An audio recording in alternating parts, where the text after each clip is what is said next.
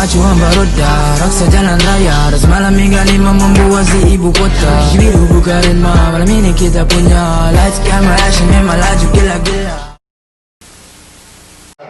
Apa yang diajar oleh agama kepada kita esok, insya-Allah satu ibadah sunnah Nabi sallallahu alaihi wasallam mengajar kepada kita, iaitu berpuasa sunat pada hari Arafah, yang mana fadilatnya ialah diampunkan dosa setahun. Guru-guru dan murid-murid sekalian, kita berada pada hujung 1441 Hijrah. Dan bayangkan, sepanjang 1441 Hijrah tahun ini, 1441 Hijrah, banyak mana dah kita buat dosa. Dosa-dosa kita, kesalahan kita, kelalaian kita.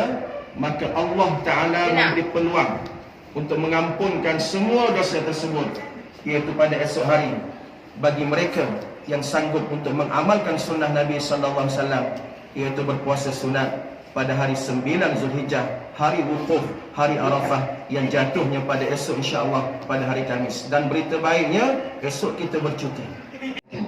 Yang pertama, marilah sama-sama kita mengenang sejarah ibadah korban.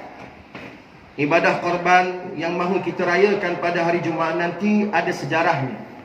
Ia bukan bermula pada zaman Nabi sallallahu alaihi wasallam, dan ia bukan bermula pada zaman Nabi Ibrahim alaihi salam. Bahkan kata para ulama, ia antara ibadah yang tertua, yang paling tua. Ibadah paling awal iaitu bermula pada zaman Nabi Adam alaihi salam, bapa kita, datuk kita, bapa kepada seluruh manusia, iaitu apabila Allah memerintahkan kepada dua anaknya, Qabil dan Habil.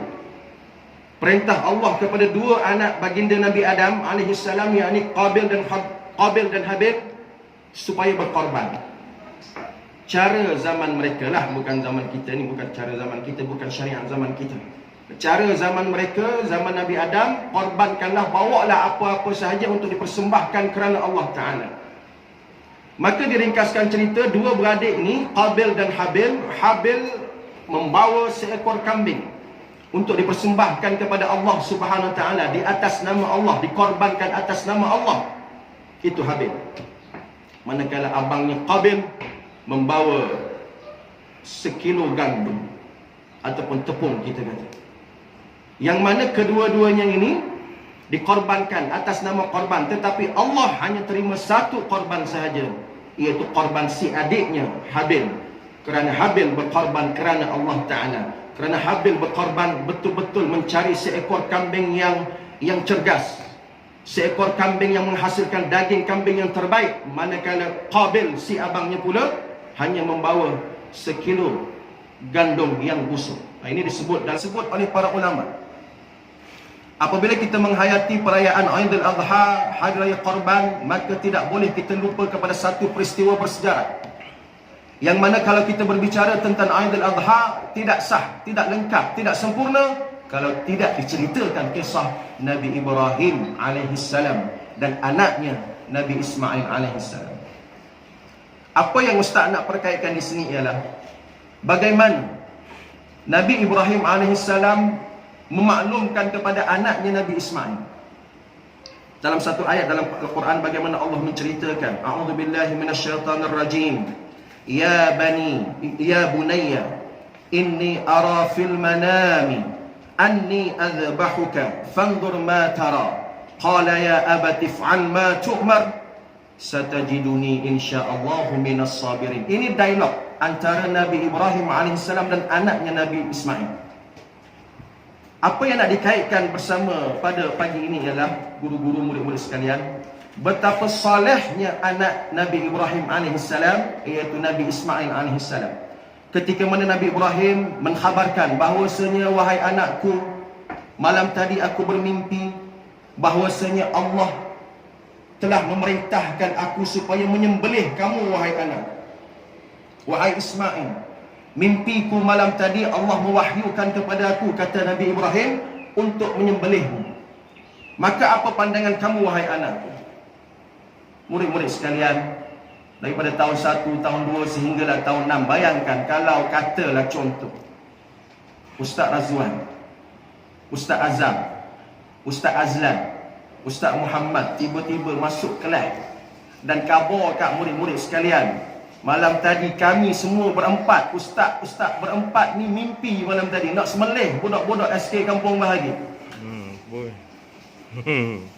Nak sembelih murid-murid SK Kampung Bahagia. Siapa yang sanggup? Cuba angkat tangan. Kalau kau angkat tangan pun ustaz tak nampak.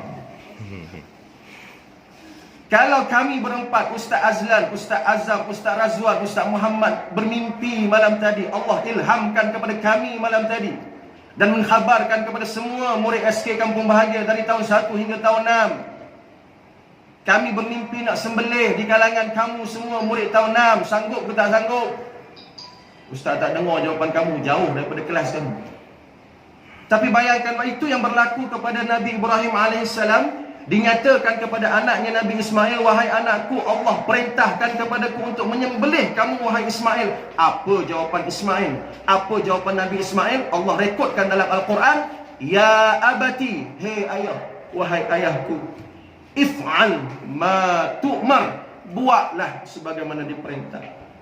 Kalau dah itu Allah perintah, buatlah ya wahai Ibrahim, wahai ayahku, satajiduni insyaallah minas sabirin, maka nescaya aku akan menjadi orang yang sabar. Sabar di atas perintah ayahnya, dan lebih berhak lagi untuk disabari ialah perintah Allah Ta'ala. Maknanya Nabi Ismail bukan calang-calang anak. Nabi Ismail anak yang saleh. Dan itulah perkaitan apa kita penghayatan pada pagi ini, murid-murid sekalian, anak-anak yang dikasihi sekalian, untuk mencontohi kesolehan Nabi Ismail AS di sebalik peristiwa ibrah, pengajaran daripada peristiwa ibadah korban ini. Ustaz teringat slogan yang selalu guru besar, guru-guru, ustazah, ustazah ulang, iaitu anak yang baik ialah anak yang mendengar kata. Anak yang baik ialah anak yang mendengar kata. Maknanya apa? Apa makna mendengar kata? Mendengar kata makna mendengar nasihat, mendengar pesanan, dah patuh taat kepada pesanan ibu bapa dan juga guru. Insya-Allah semua anak-anak SK Kampung Bahagia, permata-permata hati SK Kampung Bahagia akan mewarisi kesolehan Nabi Ismail AS apabila kita menghayati di sebalik peristiwa agung pengorbanan Nabi Ibrahim AS. Nabi Ibrahim AS yang mana disunnahkan kepada kita untuk berkorban pada hari Jumaat nanti insya-Allah. Kaskan loceng dah berbunyi.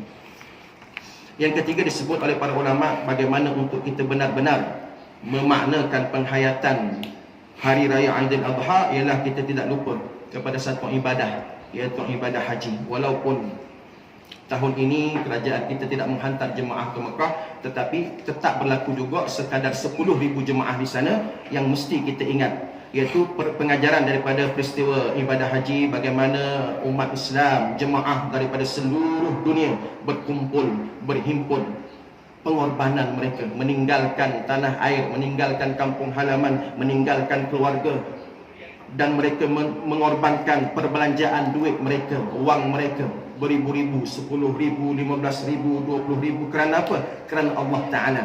Mengorbankan masa mereka, tenaga mereka, meninggalkan anak, meninggalkan keluarga. Kerana apa? Kerana berkorban untuk menunaikan perintah Allah Ta'ala, menyahut seruan panggilan daripada Allah Subhanahu wa Ta'ala. Ini pun ada juga perkaitannya dengan semangat korban di sebalik ibadah haji yang diwajibkan kepada kita.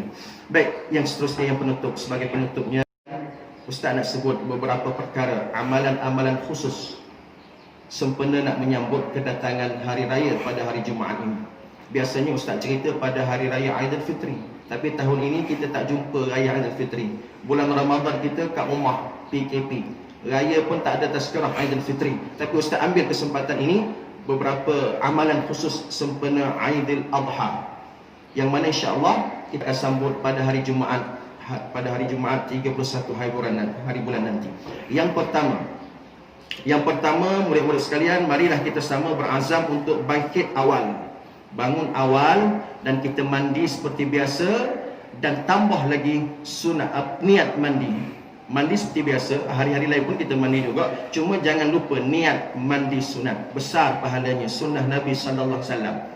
Pada hari raya Aidil Adha nanti, pagi Jumaat nanti, kita bangkit awal dan sama-sama kita mandi sunat Aidil Adha. Sahaja aku mandi sunat Aidil Adha kerana Allah Ta'ala.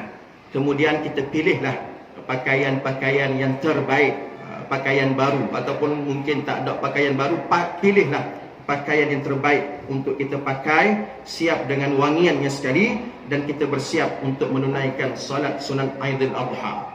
Seterusnya, kita diajar kepada kita pada pagi raya hari Jumaat nanti, kita tangguhkan dulu makan dan minum selagi belum selesai urusan solat Aidil Adha. Itu sunnah yang diajar kepada kita, iaitu kita makan selepas selesai urusan solat sunat Aidil Adha. Ada guru-guru, murid-murid sekalian, jangan lupa tempoh masa bermula malam esok sehinggalah petang Isnin. Ustaz nak ingatkan diri ustaz dan diri guru-guru, murid-murid, tempoh masa bermula malam esok, yakni malam Jumaat, maghrib pada esoknya, esok malam Jumaatnya, dan berakhir sehingga Isnin petang, petang Isnin, waktu asar Isnin. Setiap kali kita solat fardu, maka disusulilah dengan takbir. Disebut dalam kitab takbir muqayyad. Ini boleh kita amalkan, benda yang mudah, walaupun nampak macam ringkas mudah, tetapi pahalanya amat-amat besar. Bermula malam esok, malam Jumaat, sehinggalah Jumaatnya, Sabtunya, Ahadnya, Isnin. Disebut sebagai hari-hari tasyrik dan hari yang dibolehkan kita berkorban. Itulah tempoh masanya. Daripada Jumaat, selepas solat raya itu, kita boleh berkorban sehinggalah petang Isnin. Isnin masih lagi kita cuti. Maka setiap kali kita solat fardu, daripada subuhnya, zuhurnya, asarnya, maghribnya, isyaknya, maka susulilah, ikutilah, iringilah dengan takbir muqayyad, lafaz takbir yang selalu, dan memberikan sepenuh penghayatan. Aidil Adha bukan sekadar cuti semata-mata, bahkan ia lebih daripada itu, untuk sama-sama kita meningkatkan kesyukuran kepada Allah Subhanahu Wa Taala, untuk sama-sama kita berkorban apa sahaja yang Allah perintahkan untuk kita berkorban, demi untuk mencapai matlamat redha Allah Ta'ala. Selamat kita dunia, selamat kita akhirat, dan Allah berikan kita redha dunia akhirat, dan sebesar-besar tanda Allah redha, semua kita insya-Allah menjadi penghuni syurga jannah firdaus insya-Allah. Wallahu a'lam bissawab. Aku qauli hadza, astaghfirullahal azim li wa lakum, wa billahi taufiq hidayah. Assalamualaikum warahmatullahi wabarakatuh.